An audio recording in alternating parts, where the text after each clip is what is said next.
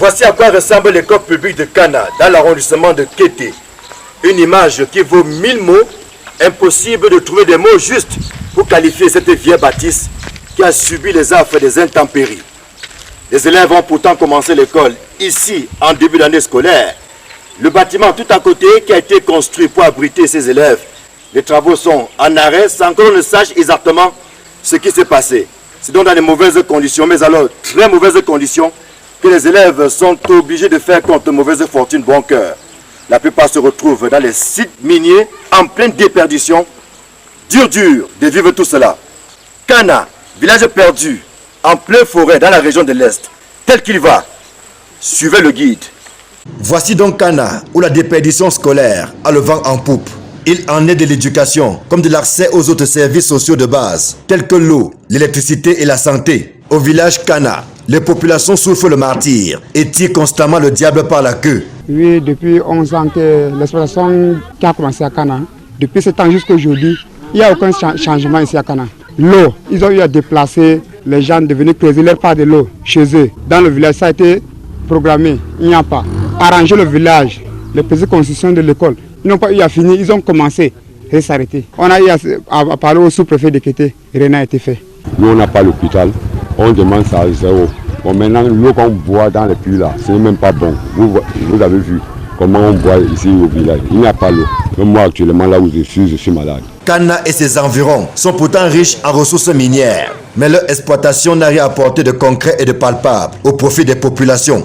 Au contraire, elle est source de plusieurs conflits, au point où un exploitant chinois a tiré récemment sur un ouvrier, ici même à Kana. Présentement, là, ça va un peu, mais il est sur traitement jusqu'à l'heure actuelle. On est quitté de Bétois pour l'hôpital de Kété, pour que je suis la blessure encore là-bas, pour les soins.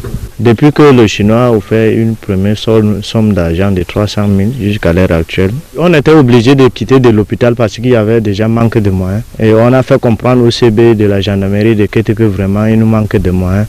Finalement, le CB, on ne sait même pas de quoi il s'agit. Il parle, il balance. C'est comme il y a, je ne comprends rien, comme il y a une nuance quelque part.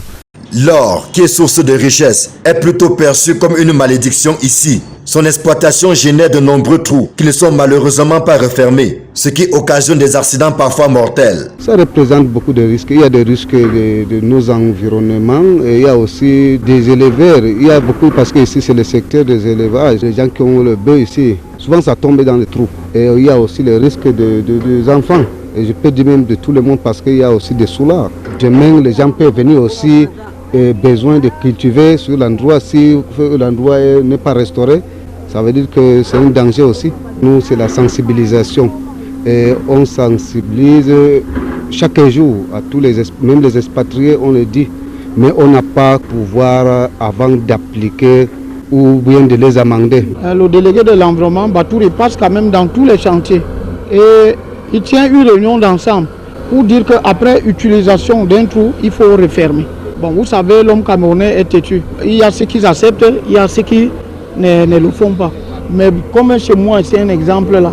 Après cette exploitation, je dois demander à la machine de refermer. La pollution des eaux est un autre phénomène qui prend de l'ampleur à Kana et ses environs. Ce cours d'eau, par exemple, est devenu le dépotoir des déchets issus de l'exploitation minière, laissant sans voix les populations riveraines qui ne savent à quel sein se vouer.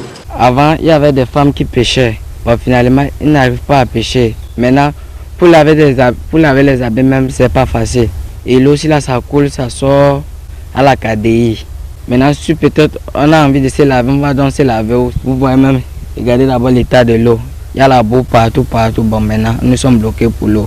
La pauvreté et la précarité ambiante exposent les mineurs et les femmes qui sont obligés de se déverser dans les trous miniers à la quête de la pitance quotidienne, à côté de gros exploitants et notamment des expatriés qui n'en font qu'à leur tête, ne respectant pas un seul engagement du cahier de charge. Tu as 13 ans, oui. Qu'est-ce que tu fais ici?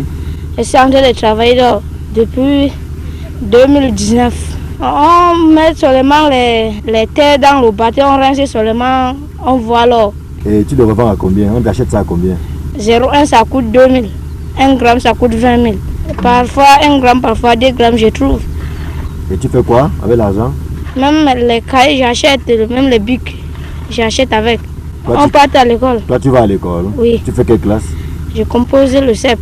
Ici, 1 gramme d'or coûte entre 19 et 23 000 francs CFA. C'est assez excitant pour amener toute la population à se lancer dans l'exploitation artisanale. Nous, on a des prix qui sont stables. Il y a un arrêté qui vient chaque fois, on essaie d'afficher partout. Le secteur-ci, comme l'or a tel carat d'or, et ça mérite donc telle somme d'argent. Ici, les dernières canalisations, on avait canalisé à 21 000 dans le secteur-ci. Bon, il y a des zones qui ont des 21, des 22, 23, donc ça se varie. À Kana, ainsi que dans plusieurs autres villages de l'arrondissement de Kété, des puits d'or poussent comme des champignons. Mais les populations ne tirent aucun profit de cette exploitation. Les routes et les pistes agricoles sont dans un piteux état, pendant que l'accès à l'eau, à l'école, aux soins de santé et à l'électricité demeure encore un rêve.